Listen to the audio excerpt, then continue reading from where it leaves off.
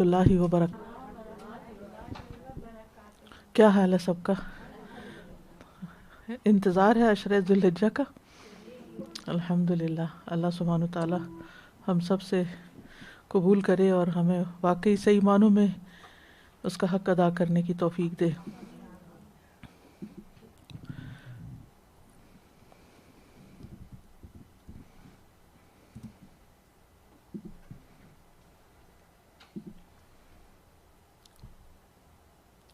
نحمده ونصلی علی رسولہ الکریم، اما بعد فاعوذ باللہ من الشیطان الرجیم، بسم اللہ الرحمن الرحیم۔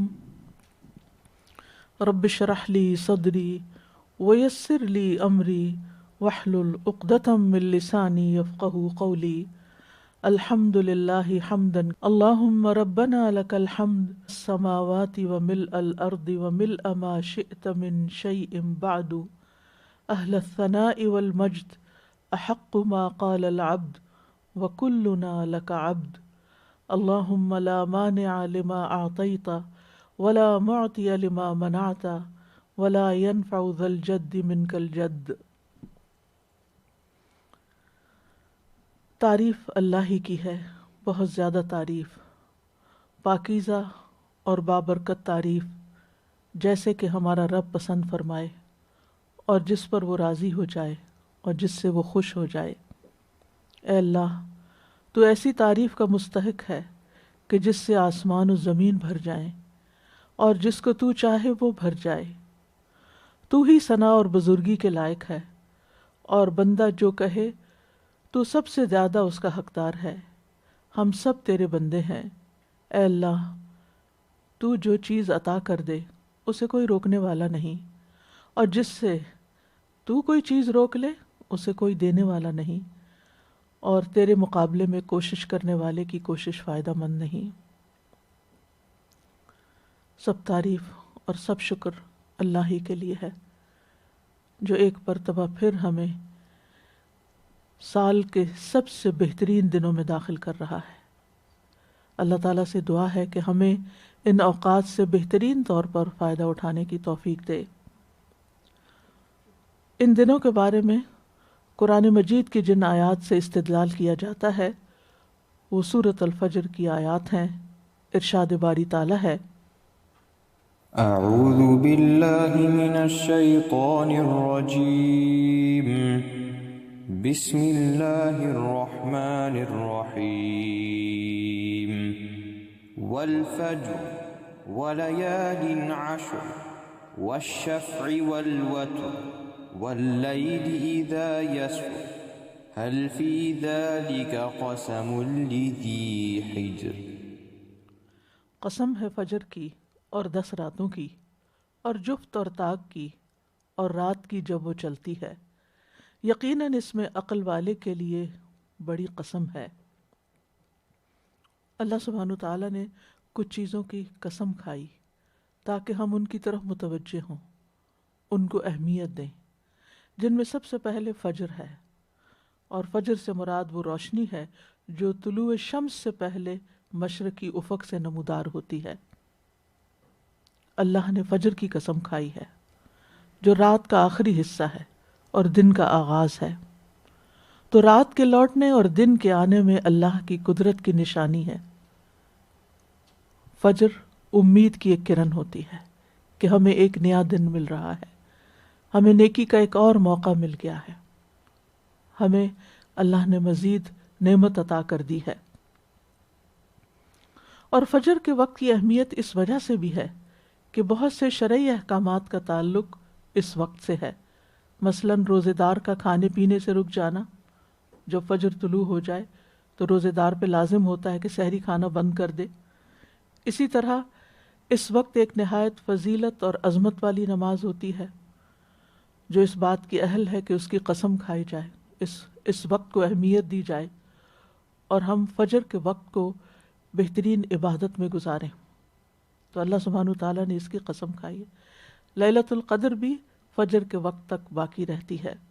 تو فجر کا وقت ایک نہایت اہم وقت ہے، جس سے یہ سبق ملتا ہے کہ ہم اپنی زندگی کے ہر دن کا آغاز اللہ کے نام سے کریں، اللہ کی عبادت سے کریں، اللہ کو یاد کر کے کریں، اللہ کا شکر ادا کر کے کریں، اور اسی طرح جب بھی کوئی نیکی کا موقع آئے تو اس کو ویلکم کرے اور اس سے پورا فائدہ اٹھائیں۔ اس کے بعد فرمایا وَلَيَالٍ عَشْرٍ، اور 10 راتوں کی قسم۔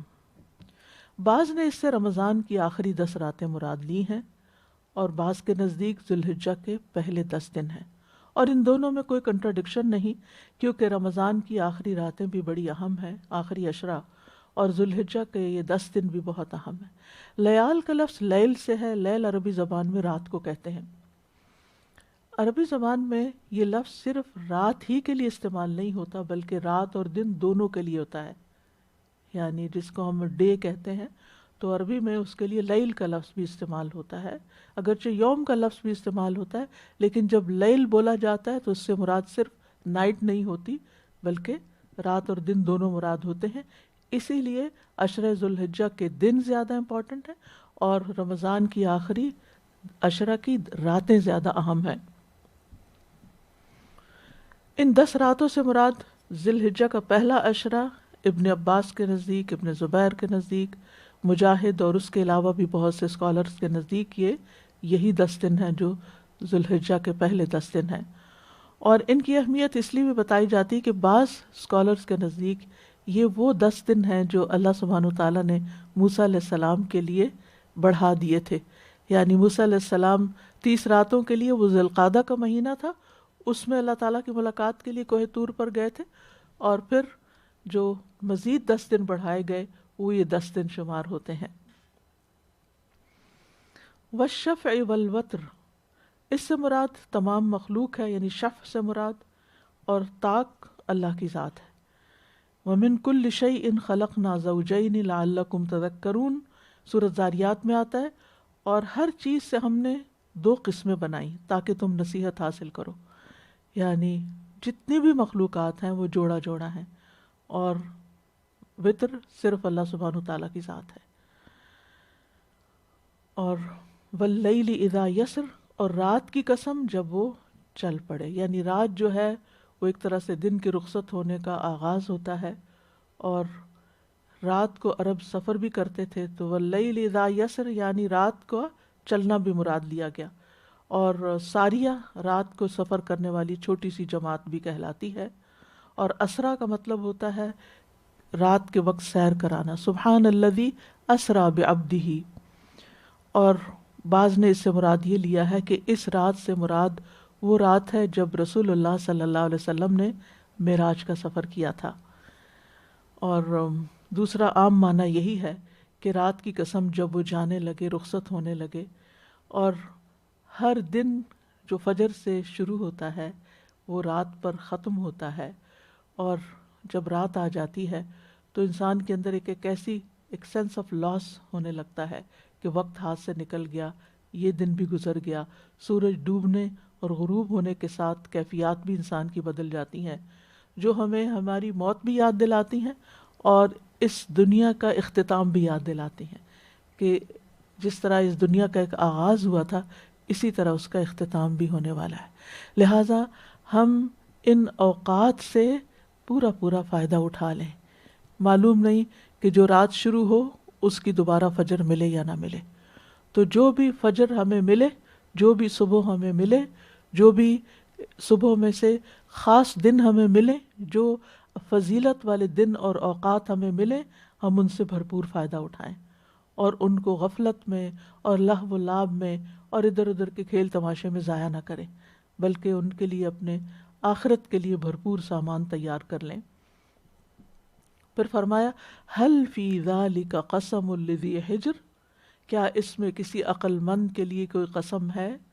حجر کا مطلب ہوتا ہے روکنا، یہ حجر سے پتھر بھی روک کا کام کرتے ہیں، اور اس سے مراد انسانی عقل بھی ہوتی ہے۔ ذی حجر سے مراد عقل والا، کیونکہ عقل بھی انسان کو برے کاموں سے، غلط چیزوں سے، بے حیائی کی چیزوں سے روکتی ہے، عیب والی چیزوں سے روکتی ہے۔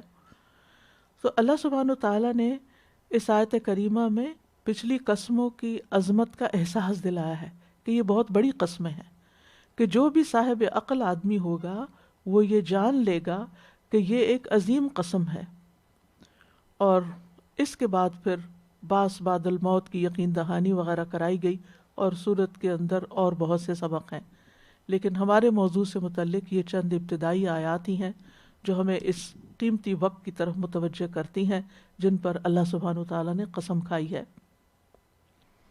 جہاں تک عشرہ ذی الحجہ کا تعلق ہے، جیسا کہ آپ جانتے ہیں کہ ذی الحجہ حرام مہینوں میں سے ایک مہینہ ہے، اور اس میں جو ذی الحجہ ہے وہ بذات خود اس کے 10 دن جو ہیں یہ بہت فضیلت کے ہیں، یعنی پہلے 10 دن، اگرچہ اس کے بعد جو ایام تشریق ہیں ان کی بھی فضیلت ہے، اور پورے ذی الحج کی بھی ایک طرح سے فضیلت ہے، لیکن خاص طور پر اس عشرے کی یعنی پہلے 10 دنوں کی رسول اللہ صلی اللہ علیہ وسلم نے فرمایا دنیا کے دنوں میں، یعنی جتنے بھی دن سال میں طلوع ہوتے ہیں یا دوسرے پلانٹس پر جو دن آتے ہیں، تو دنیا سے مراد صرف ہماری زمین ہی نہیں بلکہ دنیا سے مراد تو ساری چیزیں ہیں جو بھی اللہ نے تخلیق کی ہیں، تو دنیا کے جتنے بھی دن ہیں ان میں افضل ترین دن عشرہ ذی الحجہ کے پہلے 10 دن ہیں،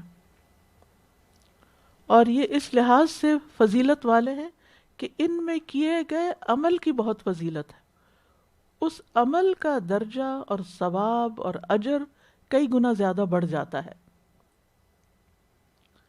نبی صلی اللہ علیہ وسلم نے فرمایا ما عمل افضل منہ فی هذه الایام یعنی ایام العشر، مسند احمد کی روایت ہے، ان دنوں میں کیے گئے عمل سے افضل کوئی عمل نہیں، یعنی عشرہ ذی الحجہ میں کیے گئے عمل سے۔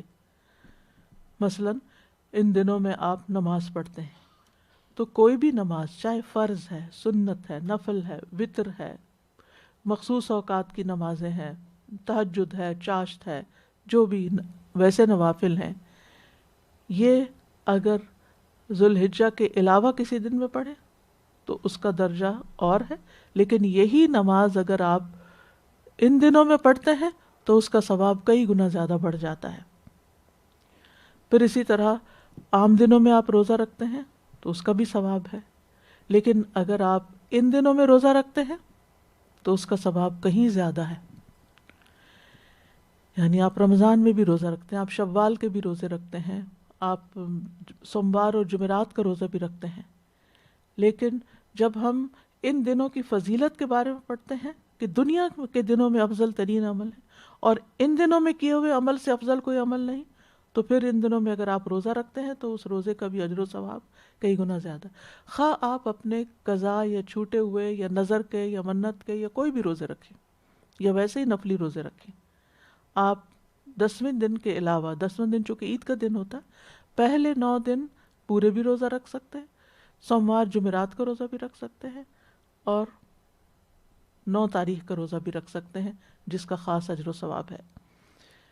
پھر ان دنوں میں حج ہوتا ہے، حج مبرور ہوتا ہے، یعنی جو لوگ حج کرتے ہیں وہ بہت بڑا اجر کماتے ہیں، اور پھر اللہ کا ذکر، عام دنوں میں بھی ذکر کرنے کا اجر ہے، لیکن ان دنوں میں اگر آپ سبحان اللہ کہتے ہیں، الحمدللہ کہتے ہیں، اللہ اکبر کہتے ہیں تو اس کا اجر کئی گنا زیادہ ہو جاتا ہے۔ اسی طرح صلہ رحمی کے کام، بر الوالدین، والدین کے ساتھ نیکی کرنا، صدقہ خیرات کرنا، زکوٰۃ کی ادائیگی کرنا، نیکی کے جتنے کام ہیں، جو جتنے بھی پروجیکٹس کوئی چل رہے ہوں ان کے اندر کنٹریبیوشن کرنا۔ مثلا پچھلے دنوں ہم نے درخت لگانے کے بارے میں بات کی تھی کہ جو لوگ درخت لگاتے ہیں پھر جب تک وہ درخت باقی رہتے ہیں ان کا اجر و ثواب ہوتا ہے۔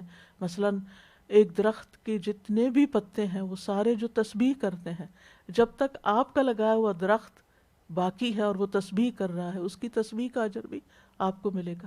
اس کا اگر کوئی پھل جاتا ہے یا اس کا سایہ ہوتا ہے یا وہ آکسیجن پروڈیوس کرتا ہے یا کسی بھی طرح کا، یا اگر کوئی میڈیسنل پراپرٹیز ہیں اس کے اندر، اس سے کوئی لوگوں کو فائدہ پہنچتا ہے، تو یہ ساری کی ساری جو نیکی ہے اس کی یا اس کا جو ریوارڈ ہے وہ واپس پلٹ کے آتا ہے درخت لگانے والے کو۔ اسی طرح اگر آپ کوئی پانی کا بندوبست کرتے ہیں، کوئی کنواں کھدواتے ہیں، کوئی واٹر کولر کا انتظام کرتے ہیں، کوئی پائپ لائن کہیں بچھواتے ہیں، کوئی کسی بھی طریقے سے لوگوں کو پانی کی سپلائی دیتے ہیں، کہیں واٹر ٹینک بنوا دیتے ہیں، تو وہ سب بھی اگر ان دنوں میں کوئی بھی آپ کسی پروجیکٹ میں حصہ ڈالتے ہیں تو وہ سال کے باقی سارے دنوں سے زیادہ افضل صدقہ شمار ہوگا. اور اسی طرح اعادت کرنا.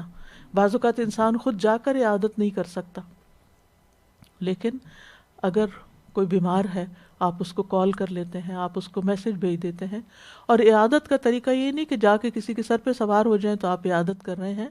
اب تو آپ کو ہاسپٹل بھی جانے کی اجازت نہیں ہوتی، مریض کے پاس بھی عموماً نہیں جا سکتے، اور جس قسم کی بیماری کووڈ کی شکل میں آئی ہے تو آپ ویسے ہی اوائڈ کرتے ہیں کسی مریض کے پاس جانا. تو آپ اس کو اچھے میسج بھیج سکتے ہیں جس سے اس کی دل جوئی ہو، ایسی احادیث بھیج سکتے ہیں، ایسے ریمائنڈر بھیج سکتے ہیں، ایسے اذکار بھیج سکتے ہیں کہ جس سے اس کی ذہنی، قلبی، جسمانی، روحانی حالت جو ہے وہ بہتر ہو. اور یہ بھی عیادت کا بہترین طریقہ ہے. صلہ رحمی میں یہ ہے کہ آپ اپنے رشتہ داروں کو، اگر آپ کے پاس لسٹ بنائی ہوئی، کیونکہ میں نے تو ایکسل پہ ایک لسٹ بنائی ہوئی ہے جس میں سب کے نام لکھے ہوئے ہیں، اور مجھے جب کوئی کام کرنا ہوتا ہے تو میں اس لسٹ کو کھولتی ہوں اور میں دیکھنا شروع کر دیتی ہوں کہ کس رشتہ دار کے ساتھ کب کانٹیکٹ ہوا اور اس کے ساتھ کیا خیر و بھلائی ہوئی ہے، اور کچھ نہیں تو دعا کیا کی کسی کے لیے. تو اگر آپ بھی اسی طرح کی ایک اپنے کمپیوٹر پہ سیو کر لیں لسٹ بنا کے، یا پھر اگر آپ ویسے کسی ڈائری میں لکھ کے رکھ لیں، تو اس سے پھر یہ ہے کہ یاد دہانی ہوتی ہے کہ ہم کس کو کتنا پوچھ رہے ہیں. اور اس میں رشتہ داروں میں ضروری نہیں کہ جو آپ کے ہم عمر ہیں یا آپ سے بڑے ہیں صرف انہی کے ساتھ صلہ رحمی کریں، بچوں تک کے ساتھ کریں. جو آپ کے بہن بھائیوں کے یا رشتہ داروں کے جو بچے ہیں اور بچوں کے بھی بچے ہیں، ان سب کے سب سے پہلے تو نام آنے چاہیے، اور پھر آپ ان کو ان کے حال حوال معلوم کرتے رہیں، ان کی خیر خیریت دریافت کرتے رہیں، ان کے لیے کچھ نہ کچھ میسج بھیجتے رہیں. تو انشاءاللہ یہ سارے کام اگر آپ پلان کر لیں، یعنی ان دنوں میں اگر اگلے سال کے لیے پلان کر لیں، کیونکہ یہ سال کا اختتام بھی ہو رہا ہے، تو سال بھر میں جو ہم نے محرم سے کام شروع کیے اب تک، تو وہ ان کا جائزہ لینے کا بھی وقت ہے، اور اپنا محاسبہ کرنے کا بھی وقت ہے. تو جہاں آپ جن ایریاز میں کوتاہی کرتے رہے ہیں ان کو دوبارہ سے رینیو بھی کر سکتے ہیں. اور اس لیکچر کا مطلب اور مقصد بھی یہی ہے کہ ہم اپنے آپ کو یاد دہانی کرائیں، ورنہ یہ آیات بھی ہم پڑھ چکے ہیں، ان کی تفسیر بھی پڑھ چکے ہیں، یہ احادیث بھی ہم پڑھ چکے ہیں، یہ ہمیں معلومات، ساری معلومات ہیں. تو مقصد یہاں معلومات میں اضافہ کرنا نہیں ہے، ان معلومات کو تر و تازہ کرنا ہے، یاد دہانی کرانا ہے، اور عملی نکات سیکھنے کہ کرنا کیا ہے، کرنے کے کام کیا ہیں اور کیسے کرنا ہے. ایک یہ ہے کہ what to do، کیا کیا کرنا ہے، اور ایک یہ کہ how to do، کس طرح کرنا ہے کہ ہم بھولیں نہیں، ہمیں یاد رہے کہ یہ ہمارے کرنے کے یعنی ہماری ذمہ داریوں میں سے. اور اس سے انسان جو ہے وہ اپنے درجات کو کئی گنا یعنی اللہ کے نظر میں بڑھا سکتا ہے، یا اللہ کے فضل سے اور اللہ کی رحمت سے. اور اس بارے میں پھر ہمیں یہ بار بار یاد دہانی اپنے آپ کو کرانا ہے کہ جو بھی کام نیکی کا میں اللہ کی خاطر ان دنوں میں کروں گی وہ سال کے باقی دنوں سے کہیں زیادہ بہتر ہے. سنن ترمذی کی روایت ہے، ابن عباس کہتے ہیں کہ رسول اللہ صلی اللہ علیہ وسلم نے فرمایا، ذی الحجہ کے 10 دنوں کے مقابلے میں، ذی الحجہ کے ان 10 دنوں کے مقابلے میں دوسرے کوئی دن ایسے نہیں جن میں نیک عمل اللہ کو ان دنوں سے زیادہ محبوب ہوں. کوئی اور دن ایسے نہیں. اس کا مطلب ہے کہ بہت بڑا خزانہ ہاتھ آنے والا ہے کہ جس سے آپ زیادہ سے زیادہ فائدہ اٹھا سکیں. لوگوں نے عرض کیا، اللہ کے رسول، اللہ کی راہ میں جہاد کرنا بھی نہیں؟ تو رسول اللہ صلی اللہ علیہ وسلم نے فرمایا، اللہ کی راہ میں جہاد کرنا بھی نہیں سوائے اس مجاہد کے جو اپنی جان اور مال دونوں لے کر اللہ کی راہ میں نکلا، پھر کسی چیز کے ساتھ واپس نہیں آیا. یعنی خود بھی گیا، مال بھی گیا، سب کچھ ہی دے دیا اس نے اللہ کے راستے. تو ہم میں سے کون ہے جو اپنا سب کچھ دے دے اللہ کے راستے میں؟ نہ جان باقی رہے نہ مال باقی رہے. یہ تو چند خوش نصیب لوگوں کے حصے میں آتی نا ایسی چیز. تو اس کے برابر یعنی جتنا اس کو ثواب ملے گا اس کے برابر ثواب ملنے والا ہے ان دنوں میں نیک اعمال کا. لہٰذا اس کی طرف پوری توجہ رکھنی چاہیے. پھر اسی طرح ایک اور روایت میں آتا ہے نبی صلی اللہ علیہ وسلم نے فرمایا اللہ تعالیٰ کے نزدیک عشرہ ذی الحجہ کے دنوں سے بہترین دن کوئی نہیں۔ ایک آدمی نے عرض کیا اے اللہ کے رسول کیا یہ افضل ہیں یا ان کی گنتی کے برابر اللہ کے راستے میں جہاد کرنا؟ آپ نے فرمایا ان کی گنتی کے برابر اللہ کے راستے میں جہاد کرنے سے بھی زیادہ یہ افضل ہے۔ یعنی یہ 10 دن ہے نا، تو اگر آپ 10 دفعہ جہاد میں شریک ہوئے تو اس سے بھی افضل ہو جائے گا اگر آپ یہ 10 دن عبادت میں گزارتے ہیں اور نیک کاموں میں گزارتے ہیں، سوائے اس شخص کے جس کا چہرہ مٹی میں ملا دیا گیا ہو، یعنی شہید ہو گیا اور وہ قبر میں دفن کر دیا گیا۔ اسی طرح ایک اور روایت کے الفاظ ہیں اللہ کے نزدیک ذوالحجہ کے 10 دنوں میں کیے گئے نیک اعمال بہت پاکیزگی اور بہت بڑے ثواب کا باعث ہیں۔ یعنی ہم سب چاہتے ہیں کہ ہمارا تزکیہ ہو، ہم تزکیہ چاہتے ہیں اور ہماری بری عادتیں ہم سے دور ہوں، اور ان بری عادتوں اور کوتاہیوں اور غفلتوں کی جگہ نیک عادتیں ہمارے اندر آ جائیں اور ہم اللہ تعالیٰ کے اور قریب ہو جائیں، ہمارا دل صاف شفاف ہو جائے، ہماری روح کا تزکیہ ہو جائے، ہمارے اخلاق کا تزکیہ ہو جائے، ہمارے دل دماغ کا تزکیہ ہو جائے، ہمارے مال کا تزکیہ ہو جائے، تو یہ ان دنوں میں ایک بہت بڑا موقع اللہ تعالیٰ نے دیا ہے۔ اب دیکھیے کہ رمضان کا ایک موقع تھا، اس میں ہمیں کچھ نہ کچھ عبادت کا موقع ملا، کچھ نئی عادتیں ہم نے ڈالیں الحمدللہ، اور ہر سال یہ کوشش ہوتی ہے کہ رمضان کے بعد ہم پچھلے سال سے بہتر انسان ہوں، پھر کچھ نہ کچھ وقت کی مصروفیت کے ساتھ ہم پھر کچھ بھولنے لگتے ہیں، پھر اللہ تعالیٰ یہ 10 دن دے دیتے ہیں قریب سے ہی کہ ہم نیا سال شروع ہونے سے پہلے پھر اپنے آپ کو بہترین انسان بنا سکیں۔ اور یہ 10 دن اس لیے بھی فضیلت والے ہیں کہ یہ حرمت والے مہینے میں آتے ہیں۔ اللہ تعالیٰ نے ان مہینوں کے بارے میں قرآن مجید میں فرمایا ہے فَلَا تَظْلِمُوا فِيهِنَّ أَنفُسَكُمْ، ان مہینوں میں اپنی جانوں پہ ظلم نہ کرو۔ ظلم کیا ہوتا ہے؟ کسی کے حق میں کمی، یعنی اپنے حق میں کمی نہ کرو، یعنی نیکی کے کام چھوڑ کر اور گناہ کے کام کر کے اپنے اوپر ہی ظلم کرنا ہوتا ہے۔ تو ان میں خاص طور پر گناہوں سے بچو، کیونکہ جہاں جس موقع پر نیکی کرنے کا ثواب زیادہ ہوتا ہے وہاں گناہ کرنے سے گناہ بھی زیادہ ہو جاتا ہے۔ پھر اسی طرح سورۃ الحج میں فرمایا ذَلِكَ وَمَن يُعَظِّمْ شَعَائِرَ اللَّهِ فَإِنَّهَا مِن تَقْوَى الْقُلُوبِ، جو شاعر اللہ کی تعظیم کرتا ہے تو بے شک یہ دلوں کے تقوی میں سے ہے، یعنی یہ دن شاعر اللہ میں سے ہیں، اور اگر ہم ان کا احترام کرتے ہیں، ان میں لغو و لہو سے بچتے ہیں اور ان میں عبادت کی طرف متوجہ ہوتے ہیں تو اس کا مطلب یہ ہے کہ ہمارے دلوں میں تقوی موجود ہے۔ اسی طرح سورۃ الحج میں آتا ہے ذَلِكَ وَمَن يُعَظِّمْ حُرُمَاتِ اللَّهِ فَهُوَ خَيْرٌ لَهُ عِندَ رَبِّهِ، یہ اور جو کوئی اللہ کی حرمتوں کی تعظیم کرے تو وہ اس کے لیے اس کے رب کے ہاں بہتر ہے۔ فَهُوَ خَيْرٌ لَهُ عِندَ رَبِّهِ، تو ان دنوں کی جو تعظیم ہے اور ان دنوں کا جو اہتمام ہے اور ان دنوں میں جو نیک اعمال کے لیے جد و جہد ہے وہ پھر ہمارے ہی لیے بہتر ہوگا، ہمارے رب کے نزدیک، یعنی رب کے نزدیک پسندیدہ ہے۔ تو شاعر میں دین کے ظاہری جتنے بھی شاعر ہیں جس سے دین کا پتہ چلتا ہے، شاعر جو ہوتا ہے نا شعیرہ سے ہے، شعیرہ کہتے ہیں نشانی کو، یعنی جو سمبل ہوتا ہے، نشان ہوتا ہے، جس کو دیکھ کے کوئی چیز پہچانی جاتی کہ اچھا یہ اس چیز کی علامت ہے، یعنی کچھ علامتیں ہوتی ہیں مختلف کام، مثلا رکوع سجدے جو ہیں نماز کی علامتیں ہیں، تو نماز بھی شاعر اللہ میں سے ہے، زکوٰۃ بھی شاعر اللہ میں سے ہے، حج کے مناسک بھی شاعر اللہ میں سے ہیں، عمرہ کے مناسک بھی، اور اسی طرح قربانی کے جانور بھی، اور حرام مہینے بھی۔ تو یہ جو شاعر اللہ میں سے جو چیزیں ہوتی ہیں ان کی طرف توجہ کرنی چاہیے اور ان کا اہتمام کرنا چاہیے۔ حافظ ابن حجر فتح الباری میں ان 10 دنوں کی تعظیم کے کچھ اسباب بتاتے ہیں کہ کیوں ان کی تعظیم ہے اتنی زیادہ، کیوں یہ دن باقی دنوں سے زیادہ امتیازی شان رکھتے ہیں، الگ ہیں۔ وہ کہتے ہیں کہ کیونکہ ان میں بڑی بڑی عبادات جمع ہو جاتی ہیں، یعنی ان دنوں میں بہت سی عبادتیں ایک جگہ ہو جاتی ہیں، مثلا رمضان میں تو روزہ، نماز، صدقہ وغیرہ ہو گیا، تلاوت اور ذکر اذکار اور باقی نیکی کے کام، لیکن اس میں حج نہیں ہوتا۔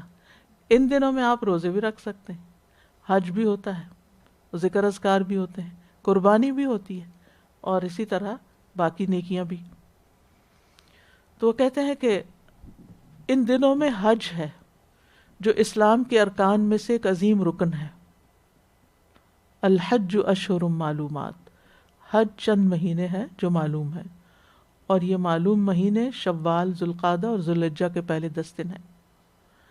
اور حج مبرور کی جزا جنت کے سوا کچھ نہیں، یعنی ان دنوں میں اتنا بہترین کام اللہ تعالیٰ نے انسانوں کے لیے لکھ دیا کہ جو اگر انسان اس کو پرفارم کر لے تو اس کا بدلہ جنت ہے، یعنی کیش میں جنت ملے گا، اور خصوصاً اگر وہ فرض حج ہو۔ ہمارا عموماً یہ خیال ہوتا ہے کہ شاید عمرے کا ثواب زیادہ ہوگا، حج تو فرض ہے نا، تو فرض ادا کرنے کا کیا، اس کو ہم فار گرانٹیڈ لیتے ہیں۔ یاد رکھیے فرض کی ادائیگی کا ثواب نفل کی ادائیگی سے زیادہ ہے۔ مثلاً آپ نماز میں فرض بھی پڑھتے ہیں، نفل بھی پڑھتے ہیں، تو فرض کا ثواب زیادہ ہوگا، فرض روزہ رکھنے کا، قضا کرنے کا ثواب زیادہ ہے، زکوٰۃ ادا کرنے کا ثواب زیادہ ہے۔ اسی طرح اگر اور ہم پر کچھ واجبات ہیں، اپنے فرائض ہیں، ہمارے اوپر جو کوئی ذمہ داریاں ہوتی ہیں فرض کے درجے کی کسی کیپیسٹی میں، تو ان کو ادا کرنا زیادہ ثواب کا باعث ہوتا ہے۔ آگے میں انشاءاللہ اس کی مزید وضاحت بھی کروں گی کہ یہ بہترین دن ہے، تو بہترین کام پھر کون سے ہوتے ہیں اور ان کو کیسے جج کریں گے کہ یہ بہترین ہے باقی کاموں کی نسبت، کیونکہ بعض اوقات ہمارے سامنے 2-3 چیزیں آ جاتی ہیں تو ہمارے لیے ڈیسیجن لینا مشکل ہوتا ہے کہ اس میں سے کیا کریں اور کیا نہ کریں، تو اس کے لیے بھی ہمارے پاس کرائیٹیریا ہونا چاہیے۔ ابو ہریرہ رضی اللہ عنہ سے روایت ہے، وہ کہتے ہیں کہ رسول اللہ صلی اللہ علیہ وسلم نے فرمایا، ایک عمرہ دوسرے عمرے تک ان گناہوں کا کفارہ ہے جو ان کے درمیان کیے گئے ہوں، اور حج مبرور کی جزا تو جنت ہے۔ اب آپ فرق دیکھ رہے ہیں کہ عمرہ اور عمرے کے بیچ کے گناہ، یعنی عمرہ گناہوں کی معافی کا ذریعہ ہے اور حج جنت میں داخلے کا ذریعہ ہے۔ گناہوں کی معافی بھی ضروری ہے، لیکن اصل منزل تو جنت ہے نا، وہاں جو داخل ہو گیا وہ امن میں آ گیا۔ پھر ابن حجر کہتے ہیں کہ ان دنوں کی فضیلت اس لیے بھی ہے کہ ان میں یوم ترویہ ہے۔ یوم الترویہ کیا ہے؟ حج کے احرام باندھنے کا دن۔ جابر بن عبداللہ رضی اللہ عنہ سے روایت ہے کہ انہوں نے نبی صلی اللہ علیہ وسلم کے ساتھ حج کیا۔ آپ صلی اللہ علیہ وسلم نے صحابہ سے فرمایا، بیت اللہ کے طواف اور صفا و مروہ کی سعی کے بعد اپنے احرام کھول دو، یعنی جب آپ حج تمتع کرتے ہیں تو جا کر عمرہ کر لو، احرام کھول دو، بال ترشوا لو، عمرہ ہو گیا۔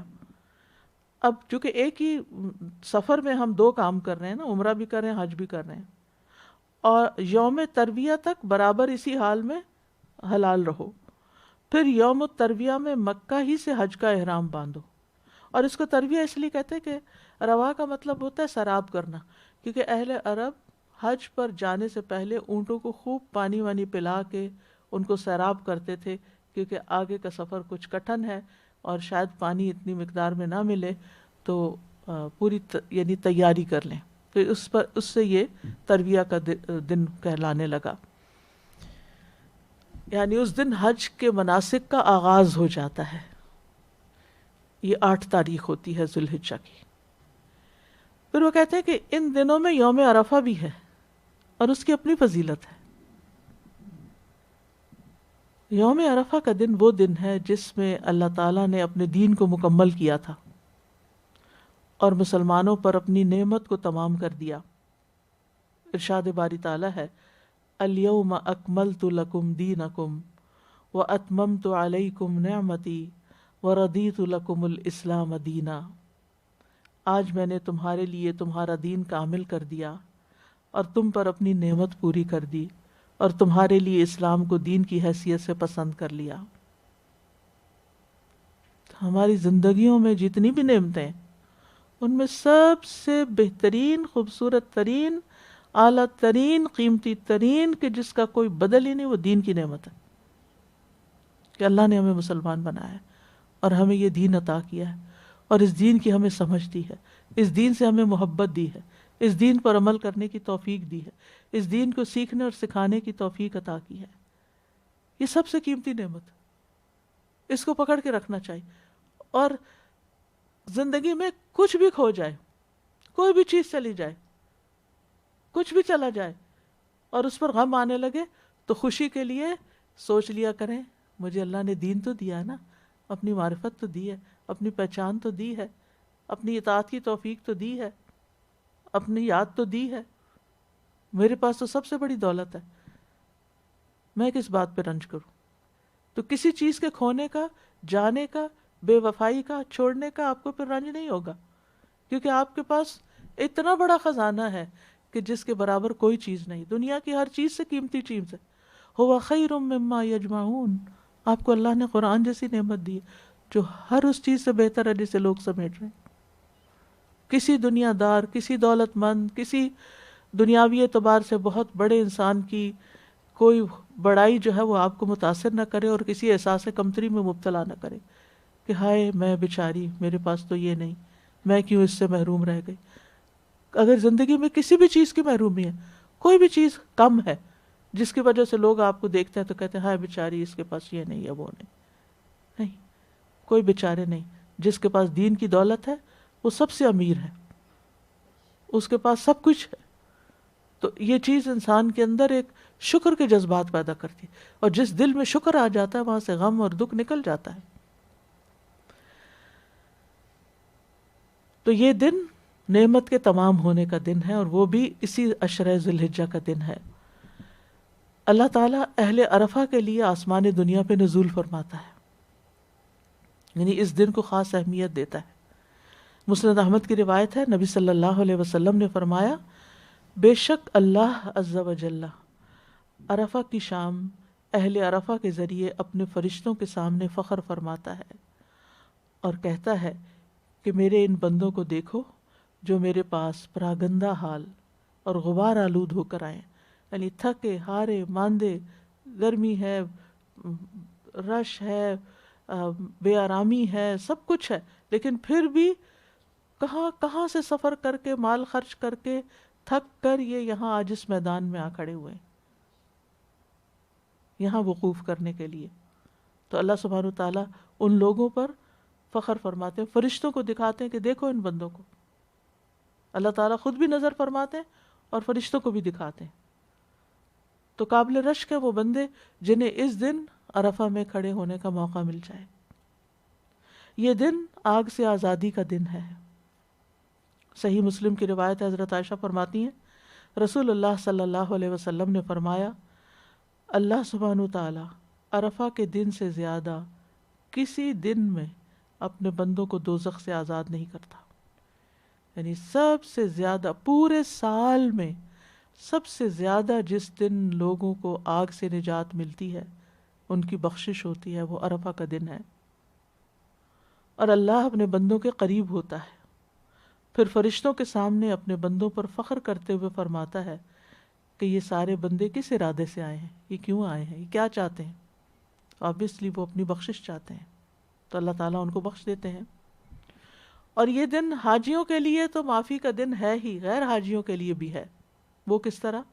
نبی صلی اللہ علیہ وسلم نے فرمایا، تمہارا دوپہر کے بعد عرفات میں کھڑے ہونا، تمہارا دوپہر کے بعد عرفات میں کھڑے ہونا تو اللہ تعالیٰ آسمان دنیا پر نازل ہوتا ہے اور فرشتوں سے تم پر فخر کرتا ہے، فرماتا ہے میرے بندے میرے پاس کھلے اور گہرے یعنی وائڈ یعنی کہ ڈیپ راستوں سے پراگندہ حالت میں آئے ہیں، یعنی بری حالت ہے ان کی، جو میری رحمت و جنت کے امیدوار ہیں۔ پس اگر تمہارے گناہ ریت کے ذرات یا بارش کے قطروں یا سمندر کی جھاگ کے برابر بھی ہوں تو میں انہیں بخش دوں گا۔ ساری زندگی کے گناہ معاف ہو جاتے ہیں اگر کوئی انسان صحیح نیت اور ارادے کے ساتھ اللہ کی رضا کے لیے حج کرتا ہے۔ میرے بندو لوٹ جاؤ، تم بخش دیے گئے ہو، اور ان کی بھی مغفرت ہے جن کی تم نے سفارش کی. یعنی وہاں جا کر جو لوگ اپنے پیاروں کی بخشش کی دعا کرتے ہیں اللہ تعالیٰ ان کو بھی بخش دیتے ہیں اگرچہ وہ اس میدان میں موجود نہیں ہوتے. اور پھر ایک تیسری چیز یہ ہے کہ جس وقت عرفات والوں کی معافی ہو رہی ہو تو اس وقت ہمیں بھی یہاں جو عرفات میں نہیں پہنچتے ان کو بھی خاص بخشش کی دعا کرنی چاہیے کہ اللہ تعالیٰ تو ان بندوں کو بخش رہا ہے، تو ہمارے حالات جانتا ہے، ہمارا شوق جانتا ہے، ہمارا بس چلے تو ہم بھی وہاں پہنچے ہوئے ہوں، ہم پیچھے نہ رہیں، لیکن ہماری مجبوریاں ہیں، ہمارے لیے رکاوٹیں ہیں، پابندیاں ہیں، وسائل کی کمی ہے، ہم وہاں نہیں جا سکتے، لیکن ہم تجھ سے دعا تو مانگ سکتے ہیں، تو آج کے اس دن میں ہمیں بخش دے اور تو ہمیں معاف کر دے جس طرح تو اہل عرفات کو بخش رہا ہے. اور پھر خاص طور پر جو عرفات میں نہیں پہنچ سکتے وہ اس دن کا روزہ رکھیں. یہ روزہ 2 سال کے گناہوں کی معافی کا ذریعہ ہے. ابو قتادہ انصاری کہتے ہیں کہ آپ صلی اللہ علیہ وسلم سے عرفہ کے دن کے روزے کے بارے میں پوچھا گیا تو آپ نے فرمایا گزرے ہوئے 1 سال اور آنے والے سال کے گناہوں کا کفارہ بن جاتا ہے. یعنی بندے کے لیے ایک بہت بڑی موٹیویشن ہے یہ روزہ کہ اللہ سبحانہ وتعالی پچھلے سال کے گناہ تو معاف کرتا ہے، اگلے سال کے لیے بھی معافی کا وعدہ کرتا ہے، اور یہ ایک طرح سے پروٹیکشن کا ذریعہ بھی بنتا ہے کہ جب انسان روزہ رکھتا ہے، اللہ تعالیٰ سے دعائیں کرتا ہے، تو پھر انسان کے اندر ایک تزکیہ کی کیفیت پیدا ہوتی ہے. اور پھر عبادت کا ایک بڑا فائدہ یہ ہوتا ہے کہ ایک نیکی اگلی نیکی کو راہ دیتی ہے، اور پھر انسان اگلے سال گناہوں سے بچنے کی کوشش کرتا ہے. پھر انہی دنوں میں اسی عشرے میں مزدلفہ کی رات بھی ہے، مشعر الحرام کے پاس ٹھہرنا بھی ہے. سورۃ البقرہ میں آتا ہے لیس علیکم جناح ان تبتغوا فضلا من ربکم فاذا افضتم من عرفات فاذکروا اللہ عند المشعر الحرام واذکروہ کما ہداکم وان کنتم من قبلہ لمن الضالین. تم پر کوئی گناہ نہیں کہ اپنے رب کا کوئی فضل تلاش کرو، یعنی اپنی لائیولی ہوڈ کے لیے محنت کرو، کام کرو، کمائی کرو، کوئی گناہ کی بات نہیں، وہ بھی ایک عبادت ہے. اور اگر کوئی شخص حج کے دوران بھی ساتھ ساتھ اپنے گزارے کے لیے کوئی کام بھی کر رہا ہے تو کوئی اس کا بھی حج ہو جائے گا. پھر جب تم عرفات سے واپس آؤ تو مشعر حرام کے پاس اللہ کو یاد کرو. یہ بھی اللہ تعالیٰ کا حکم ہے اور یہ حاجیوں کے لیے ہے، اس رات وہاں ٹھہرنا مزدلفہ. اور اگر آپ نے حج کیا تو آپ کو معلوم ہوگا کہ وہ رات بھی خاص ہی رات ہوتی ہے جس میں منا کا دن بھی تھک کے گزرتا ہے، پھر عرفہ کا دن بھی تھک کے گزرتا ہے، اور پھر جب آپ یہ رات مزدلفہ میں آ کے ٹھہرتے ہیں تو کوئی آپ کے پاس خیمے نہیں ہوتے، آپ کھلے آسمان کے نیچے پڑے ہوتے ہیں. اور یعنی کہ ایک ایسی رات ہوتی ہے کہ جو لازماً آپ کو قبر کی یاد دلا دیتی ہے، کیونکہ سبھی کو زمین پر لیٹنا پڑتا ہے الا ماشاء اللہ کہ کوئی بیمار ہے اور کسی کے لیے کوئی خاص اسٹریچر یا کوئی ایسا بیڈ ارینج کیا گیا، وہ ہارڈلی کہیں دیکھنے کو ملتا ہے، ورنہ سبھی لوگ زمین پر مٹی پہ چادریں بچھا کے یا صفیں بچھا کے اس پر لیٹے ہوئے ہوتے ہیں، اور آسمان اوپر نظر آ رہا ہوتا ہے، اور اپنے آس پاس سبھی لوگ احرام میں ہوتے ہیں. آپ یقین کریں کہ اگر آپ اٹھ کے دیکھیں یوں لگتا ہے جیسے مردے کفن میں پڑے ہوئے لیٹے ہیں. ایسے موت یاد آتی ہے اور ایسے قبر یاد آتی ہے اور ایسے رب یاد آتا ہے کہ وہ ایک عجیب ہی ایکسپیرینس ہے.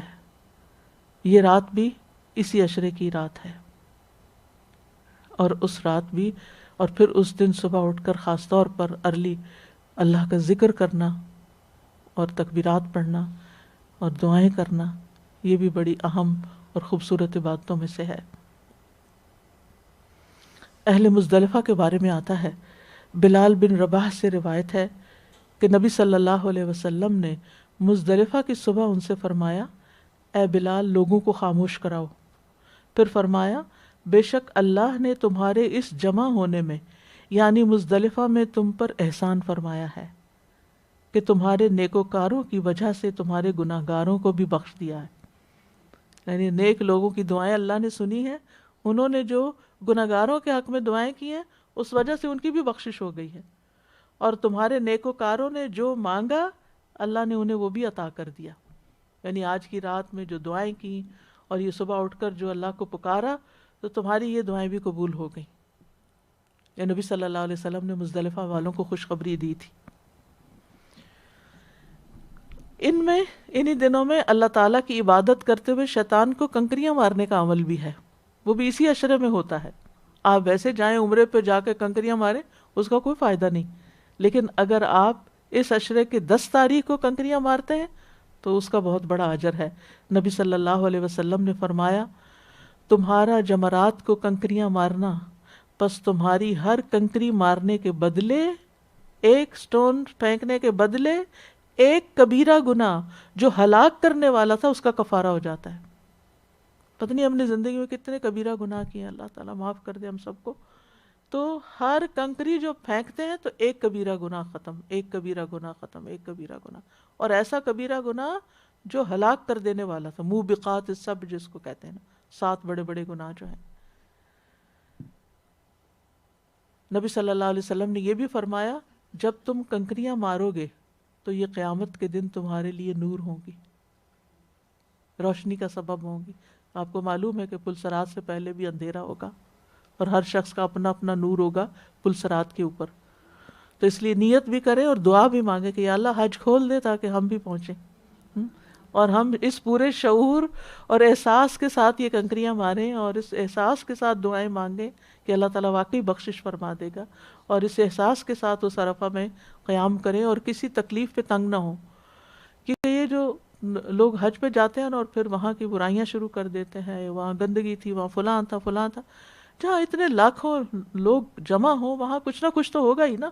اور پھر ہر بیک گراؤنڈ کے لوگ ہیں، سب پڑھے لکھے اور سوفسٹیکیٹڈ تو نہیں ہو سکتے. آپ اللہ کے گھر آئے، جس کام پہ آئے ادھر ہی فوکس رکھیں، لوگوں کی حرکتوں کو کم دیکھیں، اپنے مقصد پہ اور اپنی اس اجر کمانے کے اوپر پوری توجہ رکھیں، اور ادھر ادھر کی باتیں چھوڑ کے پورا دھیان اللہ سبحانہ و تعالیٰ کی طرف کریں. انہی دنوں میں قربانی کا دن بھی ہے. یعنی عشرہ ذوالحجہ کی فضیلت کیوں ہے کہ اس میں قربانی بھی ہوتی ہے. سورۃ الحج میں آتا ہے لِيَشْهَدُوا مَنَافِعَ لَهُمْ وَيَذْكُرُوا اسْمَ اللَّهِ فِي أَيَّامٍ مَّعْلُومَاتٍ عَلَىٰ مَا رَزَقَهُم مِّن بَهِيمَةِ الْأَنْعَامِ فَكُلُوا مِنْهَا وَأَطْعِمُوا الْبَائِسَ الْفَقِيرَ، تاکہ وہ اپنے بہت سے فائدوں میں حاضر ہوں. یعنی جب حج کے یہ دن آئیں اور عید کے دن آئیں تو بہت سے فائدوں میں حاضر ہوں، اور چند معلوم دنوں میں ان پالتو چوپاؤں پہ اللہ کا نام ذکر کریں جو اس نے انہیں دیے ہیں. سو ان میں سے خود بھی کھاؤ اور تنگ دست محتاج کو بھی کھلاؤ. تو جمہور علماء اور اکثر مفسرین کے مطابق ایام میں معلومات سے مراد ذوالحجہ کے پہلے 10 دن ہیں. وَيَذْكُرُ اسْمَ اللَّهِ فِي أَيَّامٍ مَّعْلُومَاتٍ. اور یاد رکھیے کہ قربانی کا دن بھی افضل دنوں میں سے ایک ہے. عبداللہ بن قرط روایت کرتے ہیں کہ رسول اللہ صلی اللہ علیہ وسلم نے فرمایا اللہ کے نزدیک سب سے افضل دن یوم النحر ہے، اس کے بعد یوم القر، یعنی قربانی کے دنوں میں سے سب سے افضل 10واں دن ہے، اور پھر 11واں دن، اور پھر یعنی کہ پہلے دن کی قربانی زیادہ افضل ہے، پھر اس کے بعد سیکنڈ ڈے کی، پھر تھرڈ ڈے کی. اور قربانی بذات خود ایک بہت افضل عمل ہے.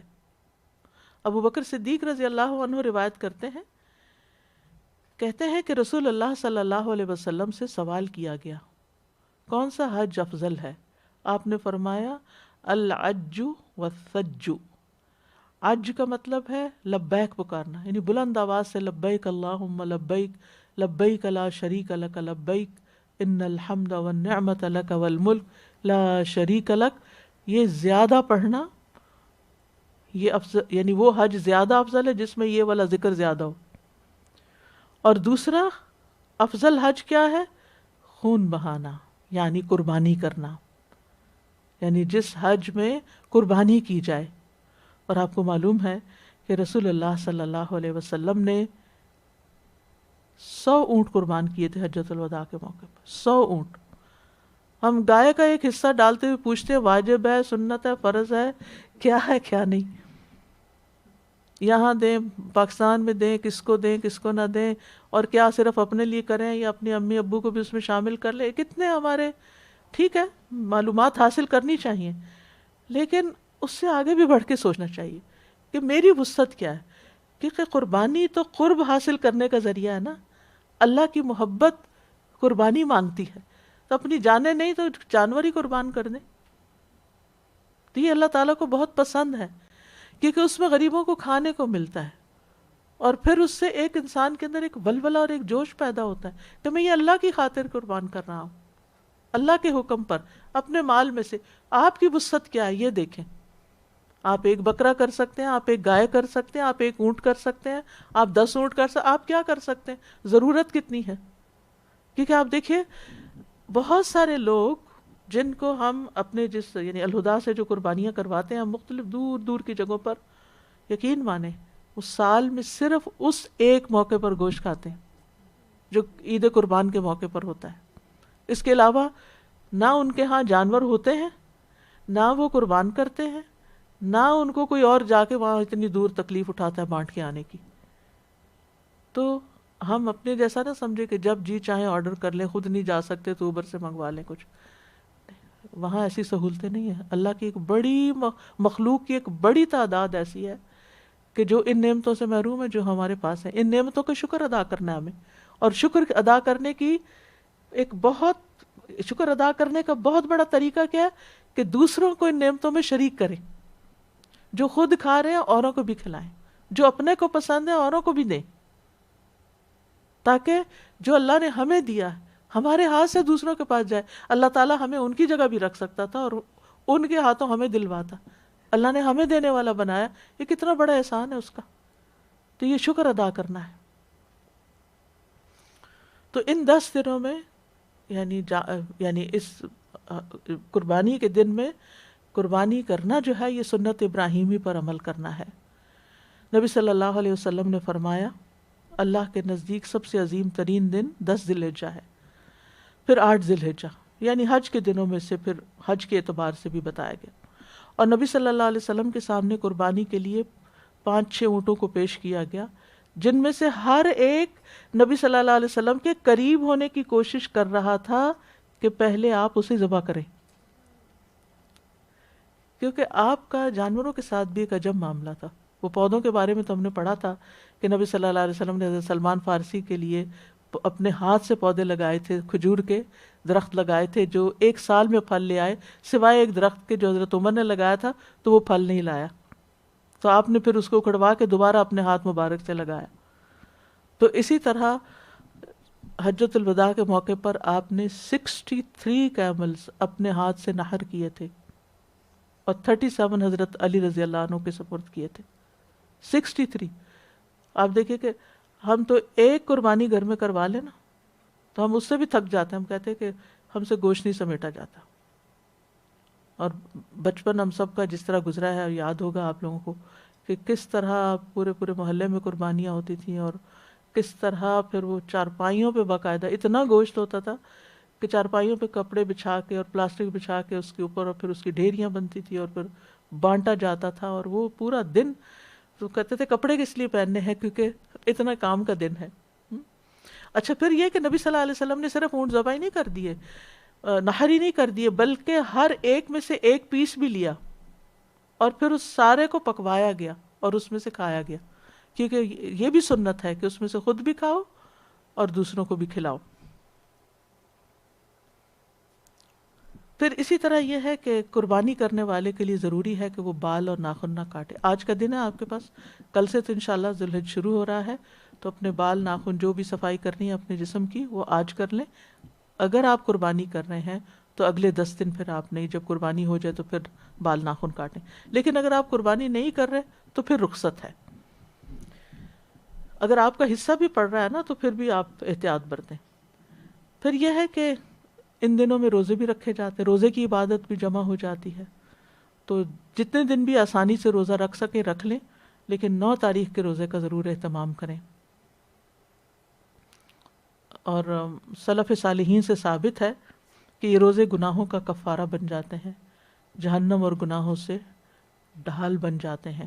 وہ جو ہوتا ہے نا ایک اللہ کی خاطر ایک دن جو شخص روزہ رکھتا ہے اس کے لیے 70 سال کی مسافت پر آگ دور ہو جاتی ہے۔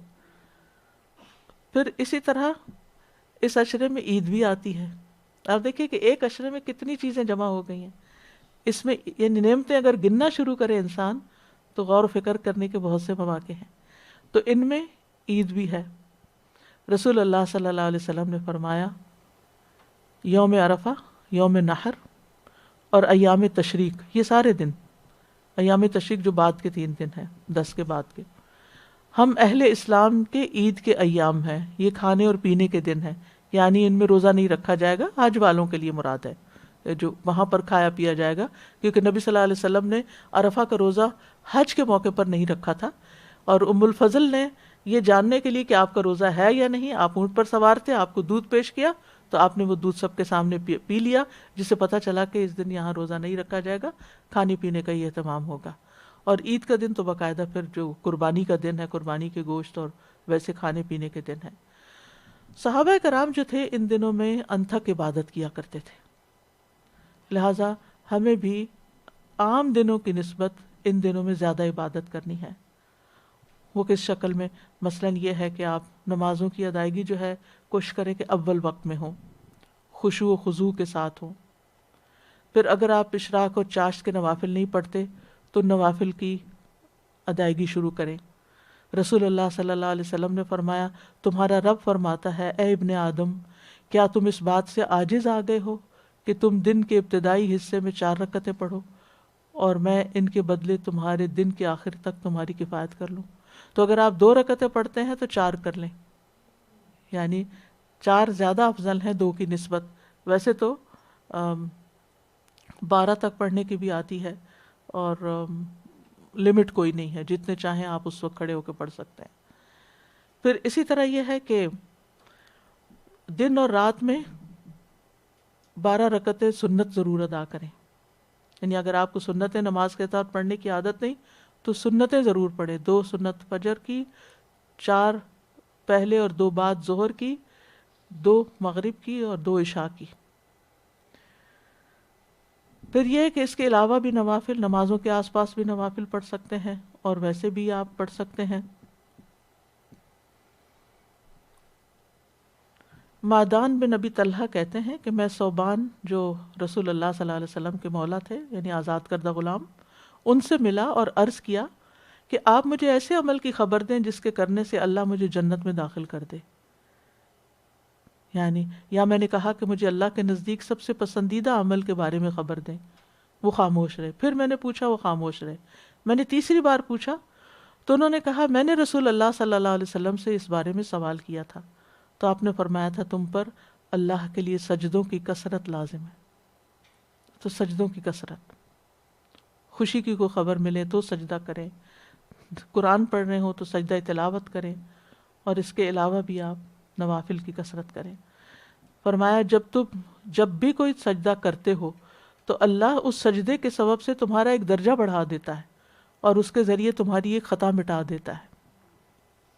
پھر اسی طرح مردوں کے لیے نماز با جماعت، شکر ہے کہ اب مسجدوں کی کیپیسٹی بڑھ گئی ہے، تو اب سال بھر 2 سال وہ جو عادت خراب ہو گئی ہے گھر میں نماز پڑھنے کی، کیونکہ کووڈ کی وجہ سے مسجد بند ہے، تو ان دنوں میں پھر عادت ڈال کے ریوائیو کر لیں۔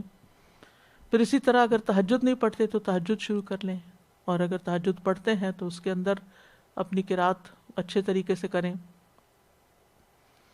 اور اگر دوبارہ نہیں اٹھ سکتے، آج کل مجھے معلوم ہے راتیں بہت ہی چھوٹی ہیں، تو عشاء کی نماز کے ساتھ ایکسٹرا نوافل پڑھ لیں قیام اللیل کی نیت سے، اور کوشش کریں کہ ہر رکعت میں مختلف صورتیں پڑھیں۔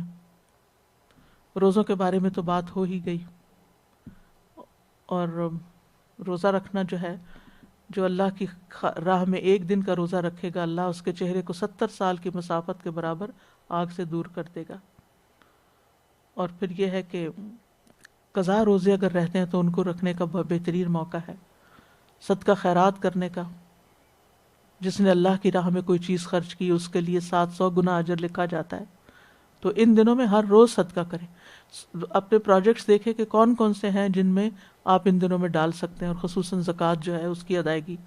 اور اگر کچھ نہیں آپ کے پاس تو کھجور کا صدقہ، ایک کھجور بھی جو ہے وہ پہاڑ برابر بن جاتی ہے اگر اللہ کی خاطر آپ کچھ دیتے ہیں. اگر باہر دینے کو کچھ نہیں، اپنے اہل و عیال پر خرچ کرنے کا بھی ثواب ہے، کیونکہ افضل دینار وہ ہے جو اپنے اہل و عیال پر انسان خرچ کرتا ہے. اگر وہ زیادہ ضرورت مند ہے تو وہاں سے شروع کیا جائے. رسول اللہ صلی اللہ علیہ وسلم نے فرمایا جو شخص صلہ رحمی کے لیے جتنا عطیہ دیتا ہے اللہ اس کے مال میں اتنا ہی اضافہ کر دیتا ہے.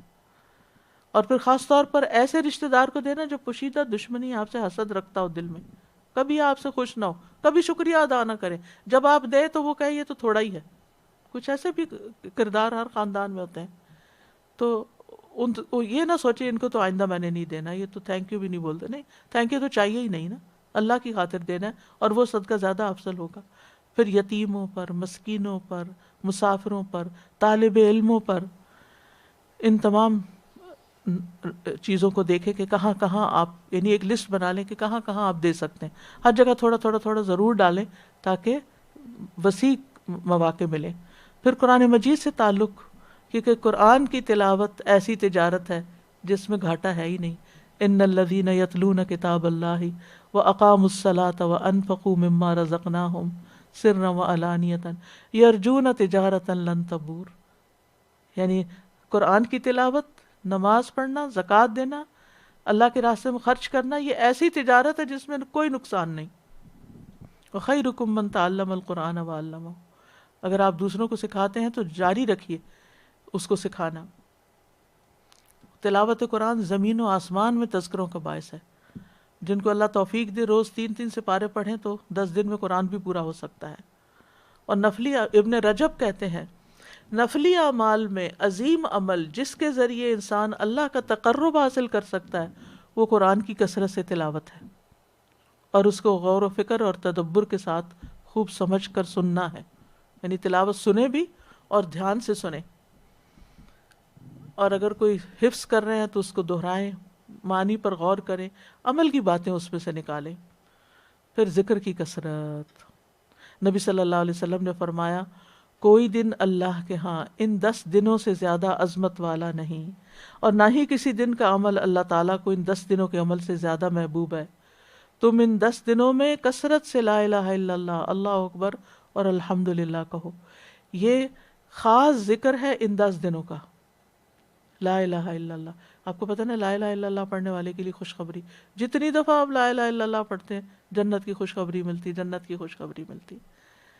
اور پھر یہ ہے کہ وَاذْكُرُوا اللَّهَ كَثِيرًا لَعَلَّكُمْ تُفْلِحُونَ، کامیابی کا ذریعہ ہے، سکون کا باعث ہے، اور افضل الذکر لا الہ الا اللہ ہے. ایک دفعہ سبحان اللہ اور الحمدللہ کہنے سے زمین و آسمان بھر جاتا ہے. صحابہ اور تابعین ان دنوں میں کثرت سے تکبیرات پڑھتے تھے، بازاروں کی طرف نکل جاتے اور تکبیرات پڑھتے. خاص طور پر حضرت عبداللہ بن عمر اور ابو ہریرہ کے بارے میں آتا ہے، اور لوگ ان کی تکبیر سن کر تکبیر کہتے. اور پھر ایام تشریق میں خاص طور پر نمازوں کے بعد کی تکبیرات، عورتیں بھی تکبیرات کہتی. عمر رضی اللہ عنہ منا میں اپنے خیمے کے اندر تکبیر کہتے تو مسجد میں لوگ سنتے، وہ کہتے اور بازار والے پھر کہتے، نہیں ایک سلسلہ چل پڑتا، یہاں تک کہ سارا منا تکبیرات سے گونج جاتا. کیا منظر ہوگا. ابن عمر منا کے ان دنوں میں نمازوں کے بعد بستر پر، خیمے میں، راستے میں، دن کے تمام حصوں میں تکبیرات پڑھتے رہتے تھے. میمونہ رضی اللہ عنہ یوم النحر کے میں تکبیر کہتی تھیں، اور عورتیں ابان بن عثمان اور عمر بن عبدالعزیز کے پیچھے مسجد میں مردوں کے ساتھ تکبیرات پڑھتی تھیں. یعنی مسجد کے اگلے سے میں وہ پڑھ رہے ہوتے تھے، پیچھے عورتیں بھی پڑھ رہی ہوتی تھیں. اور بلند آواز سے تکبیرات پڑھنی چاہیے. بچوں کو لگا دے اس کام پہ گھر پہ، اگر کوئی نہیں ہے گھر میں تو کوئی تکبیرات پلے کر دے تاکہ وہ بھی لگی رہیں اور ہم بھی ساتھ ساتھ پڑھتے رہیں. اور عام تکبیرات کیا ہیں؟ اللہ اکبر لا الہ الا اللہ واللہ اکبر وللہ الحمد، اللہ اکبر کبیرہ والحمد للہ کثیرہ وسبحان اللہ بکرۃ واصیلا، اللہ اکبر وللہ الحمد، اللہ اکبر واجل اللہ اکبر علی ما ہدانا.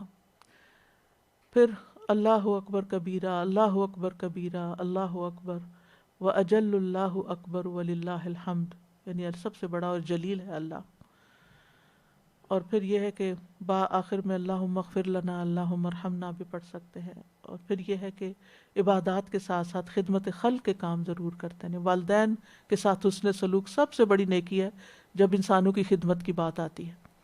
اور وہ لوگ جو والدین کے مقام پر ہیں، والدہ نہیں تو خالہ ہیں، ساس ہیں، دادی دادا ہیں، نانی نانا ہیں، روحانی والدین استاد ہیں، یعنی کہ معاشرے کے بزرگ لوگ ہیں، جو بوڑھے لوگ ہیں، ان سب کی خیر خبر کرنا اور ان کے لیے نیکی، ان کے ساتھ نیکی کرنا.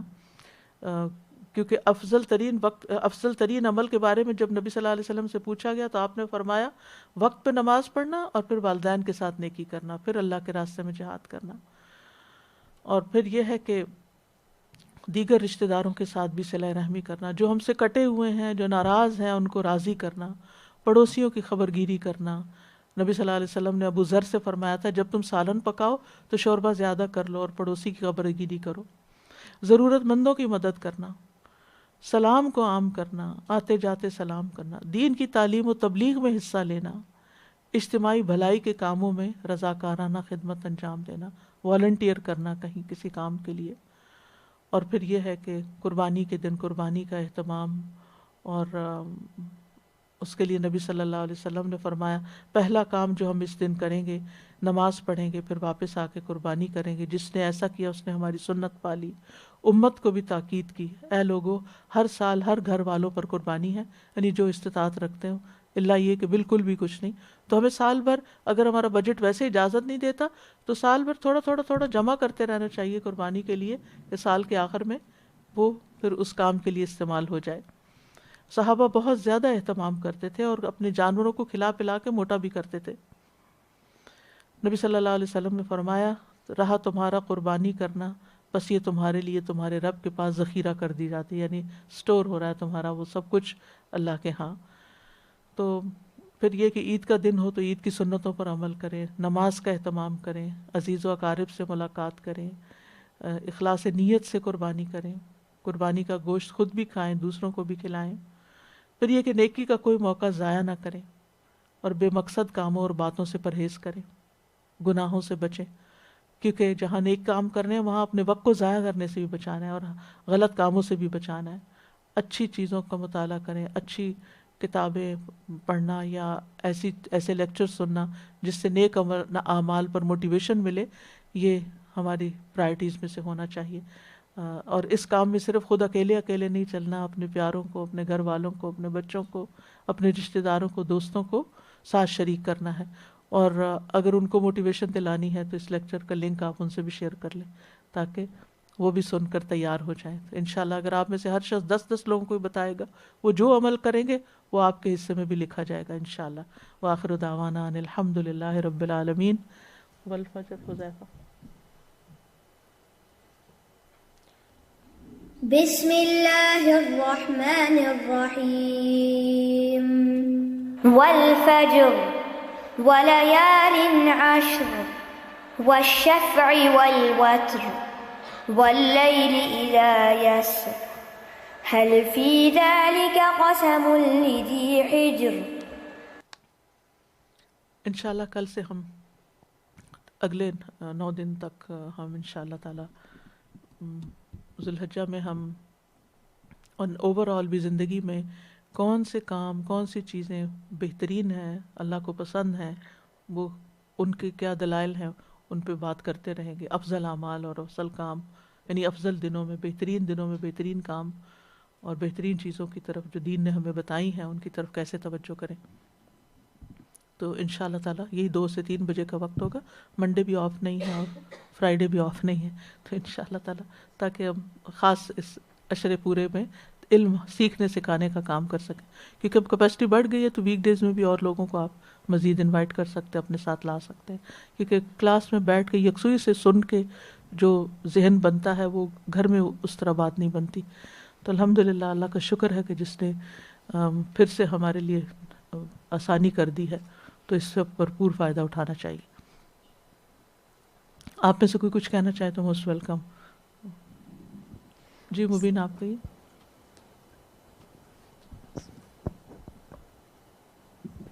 السلام علیکم استاذہ جی. جو مین یہاں پہ سوال آتا ہے کہ ہم پہ مارٹگیج ہے تو وہ قرضہ ہے تو ہم قربانی کر تو سکتے. ساری زندگی ختم نہ ہونے والا قرضہ ہے اور اس کو آپ کب تک ادا کر وہ تو آپ کی زندگی کا ایک روٹین ہے نا, وہ تو ایک اس طرح کا قرضہ نہیں ہے.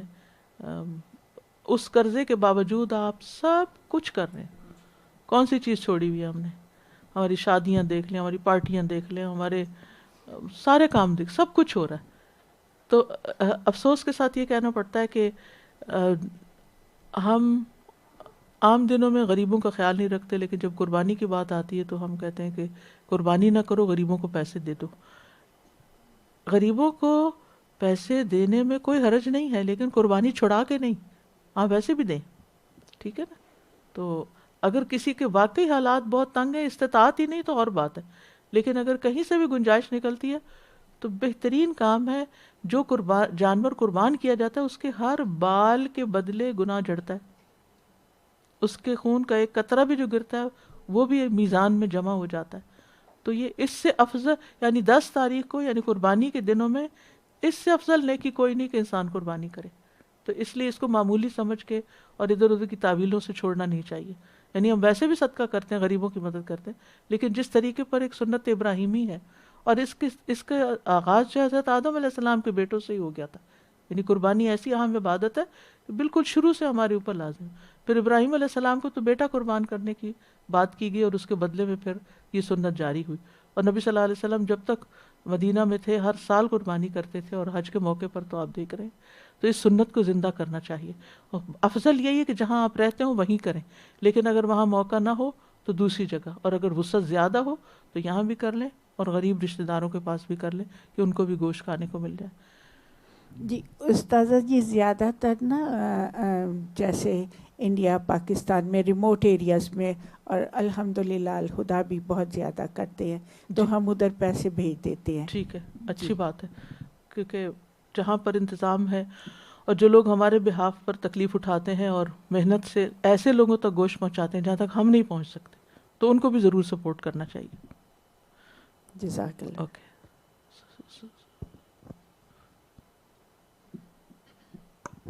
استادہ تکبیرات کہاں پر مطلب دیکھ سکتی ہوں جو جی؟ آپ نے پڑھی تکبیرات, جو آپ جی. تکبیرات پڑھ رہی تھیں, تو وہ کارڈ میں ہے الوداع کے یا ایپ میں کہیں پہ ہے جہاں سے ہم بھی دیکھ کے پڑھ سکیں؟ پوسٹ کروا سکتی ہوں, پتہ نہیں آپ کسی گروپ میں ہیں یا نہیں. تو جی نہیں, میں تو ہوں, تو جی ٹھیک ہے انشاءاللہ. اوکے.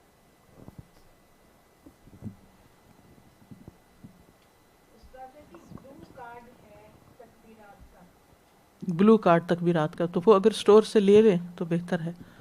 استاذہ جی, یہ تذکیر جو ہے وہ ہمیشہ ہی مومنین کو فائدہ دیتی ہے, جی. اور کتنی دفعہ ہم یہ سب سنتے ہیں, لیکن سبحان اللہ آج جب آپ مزدلفہ کی بات کر رہے تھے اور رجم کی بات, لائک رمی جمار کی بات کر رہے تھے, تو وہ پورا منظر ذہن میں اور آنکھوں میں گھوم رہا تھا. اینڈ آئی واز تھنکنگ ہم نے اس وقت یہ سب سوچ کے کیوں نہیں یہ کام کیا تھا, اور دل میں پھر وہ خواہش ابھری کہ اللہ تعالیٰ پھر موقع دے.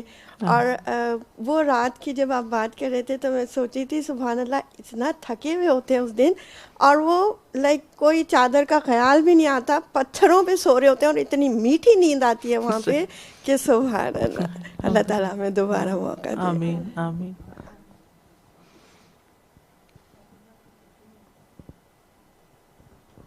استاذہ جی, کنکریاں جب پھینکنے کی باری آتی ہے تو امولڈر تو میرے ساتھ بیٹا گیا تھا, اس نے میری طرف سے لے گیا کنکریاں پھینکنے کے لیے. جی ٹھیک ہے, وہ دوسرے کے بہاف پہ ہو جاتی.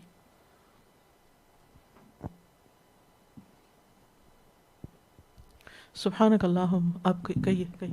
جزاکم اللہ خیرن کثیرہ. استاذہ جی, اتنا خوبصورت ایسا لگ رہا تھا کہ جیسے پوری حج کی بیوٹیفل میموریز جو ہے نا وہ ذہن میں ریوائیو ہو گئیں, اور میں سوچ رہی تھی کہ سبحان اللہ, وہ زمین کے ایک خطے میں وہ عبادت ہو رہی ہوتی ہے, لیکن اللہ تعالیٰ کی برکت اس ایک خطے سے نکل کر پوری دنیا میں کہاں کہاں کس کس فارم میں مختلف شکلوں میں پہنچ رہی ہوتی ہے. خواہ لوگ ان کے لیے دعا کر رہے ہوں دنیا کے ہر حصے میں موجود لوگوں کے لیے, اور پھر وہاں سے وہ تجارتوں کے سامان وہاں سے پہنچ رہے ہوتے ہیں, جانوروں کا گوشت کہاں کہاں پہنچ رہا ہوتا ہے, اور سبحان اللہ کہاں کہاں اللہ کا فضل پہنچتا ہے اس ایک خطے سے. اور عرفہ کا دن کیسے قیامت کے دن کی حشر کا میدان یاد دلا دیتا ہے کہ جب لوگ ایک جگہ اکٹھے ہوں گے. سازا جی کچھ دن پہلے ہمارے ہی گروپس میں ایک پوسٹ شیئر ہوئی تھی جو بہت ایک طرح سے آئی اوپنر تھی، خاص طور پہ ان لوگوں کے لیے جو اس قربانی کا، جیسے آپ نے ذکر کیا نا کہ غریبوں کو پیسے دینے پہ زیادہ ابھارتے ہیں کہ قربانی میں کیا فائدے ہیں، تو اس میں قربانی کے فوائد کا جو ایک ریپل ایفیکٹ شروع ہوتا ہے کہ قربانی سے اینیولی اوور آل اکنامک سائیکل کتنا زیادہ گرو کرتا ہے، کتنا تھرائیو کرتا ہے. ہم نے تو کبھی ان اینگل سے سوچا نہیں تھا، لیکن جب وہ میں نے پڑھی تو مجھے خیال آیا کہ ایسے تمام لوگوں کو کے ساتھ کوشش کرنی چاہیے کہ یہ چیزیں شیئر کی جائیں، اور ہم اس کو 2-4 دفعہ پڑھ لیں تاکہ جہاں کبھی کوئی اس طرح کی بات کرے تو ان کو علم کے ساتھ اس چیز کو ڈیفیوز کیا جا سکے، اور واقعی ان کو بھی سوچنے کا ایک نیا موقع ملے گا کہ قربانی اللہ سبحانہ تعالیٰ کی حکمتوں میں سے ایک حکمت ہے کہ اللہ تعالیٰ نے قربانی کو عبادت قرار دیا. اگر وہ ساری چیزیں ہوتی جو لوگ اس کی قباحتوں کا ذکر کرتے ہیں تو اللہ تعالیٰ کی حکمت تو بہت بلند ہے. تو ہم خاص طور پہ اس چیز کی قدر کریں کہ اللہ تعالیٰ نے اپنے علم اور حکمت سے جو عبادات جب ہم پہ لازم کی ہیں، یا ان کو ہم سنت میں داخل کیا ہے، یا ان کے بارے میں کوئی استحباب کی بات آتی ہے، تو ہم اس کی اتنی قدر کر کے اس کے اوپر یعنی حرص رکھیں اس کی، اور اس حرص کو پھیلانے میں بھی مددگار ہوں انشاءاللہ. جزاکم اللہ خیرا کثیرا. جزاکم اللہ خیرا. سبحانک اللہم و بحمدک اشہد ان لا الہ الا انت استغفرک و اتوب الیک. السلام علیکم ورحمۃ اللہ وبرکاتہ. میں نے آپ کو تکبیرات بھیج دی تو پھر آپ شیئر کر دیجیے. اللہ اکبر لا الہ الا اللہ اللہ اکبر اللہ اکبر وللہ الحمد اللہ اکبر اللہ اکبر اللہ اکبر لا الہ الا اللہ اللہ اکبر اللہ اکبر وللہ الحمد